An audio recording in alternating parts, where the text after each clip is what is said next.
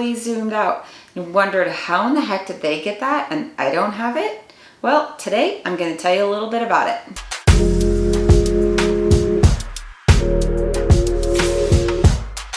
They're actually called place labels. And Google Maps is a platform that gives people information about businesses around them. This is not originated with searching in Google. It's people actually looking at the map that is around them and finding businesses because they are labeled.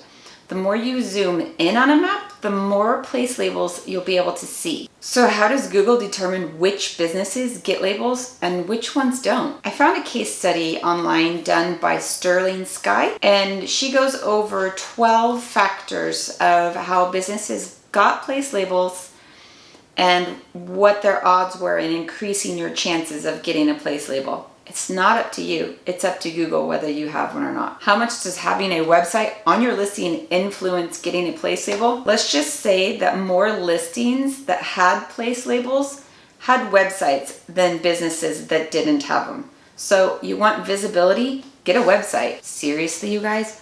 Who doesn't have a website these days? Reviews. Well, duh. If you have more reviews, does it give you a place label? They found that businesses with more reviews showed more labels than zoomed out. More zoomed in you were, the less reviews they had. So it was not consistent, but it was a factor. Therefore, you guys, you should be asking your people for reviews so that when they just open the maps, your place listing is there. The age of the listing. Based on the date of the oldest review, the older the review, i.e. the older the listing in Google Maps, the more likely you have a place label that people will see when zoomed out. Overall, older listings were more likely to have a label. An editorial summary, it's a description written by Google, but only on certain listings. This goes back to the one video I told you where you need to be the popular kid. Most of them were seen on chain businesses like Walmart, McDonald's, whatever, things like that. If you have an editorial summary, you're more than likely to have a place label. The presence of located in functionality. If your business is located inside of a mall or a plaza, there's actually a feature that you can add that gives searchers the location of the building. So for example, the West Village Market versus the East Village Market. According to their case study, it was inconclusive, but they suggested adding it to your listing if you have that feature.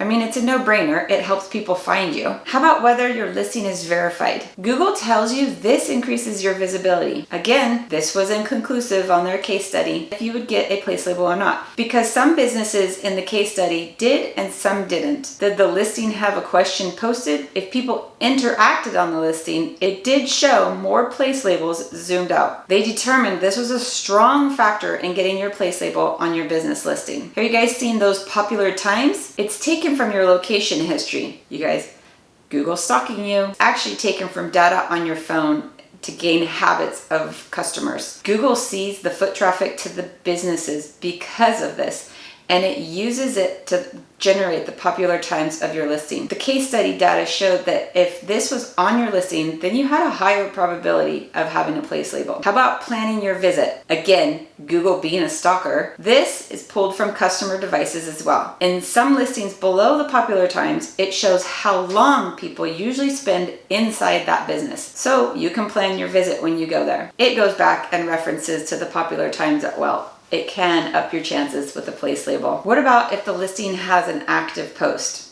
Don't know what a post is? Check out my video here. In their case study, they found that most businesses were not using the post feature. You guys, this is a huge opportunity to grow. In the big city that they used for their case study, only 5% of businesses used posts, while in other smaller cities, it averaged to less than 2% of businesses. So, not much data that they could come up with, but it does help with marketing and customers. How about the category your business is listed in? They found these categories to have place labels: building, education, emergency services, entertainment, and hotels. Professional services is the one that showed up as the most that did not get place labels. The top 10 that came up most frequently in their case studies are parks, restaurants, banks, 4-star hotels, schools, historical landmarks, cafes, coffee shops, fast food, department stores. The top 5 that showed up that didn't have a place label were investment services, restaurants, which is odd because they're on both lists, banks, dentists, and legal services. What about the search volume of a specific business? So it's a good measure of popularity, and Google likes you if you're popular. The average monthly searches had a strong correlation to a business having a place label. Some good tips that they shared on also what impacts place labels. If you are signed in and have been there, you're more likely to see a place label. Google can take place labels away. They're not a permanent thing. In the end, you get more visibility organically from people searching in maps. Also, you are seen when they are looking for businesses near you.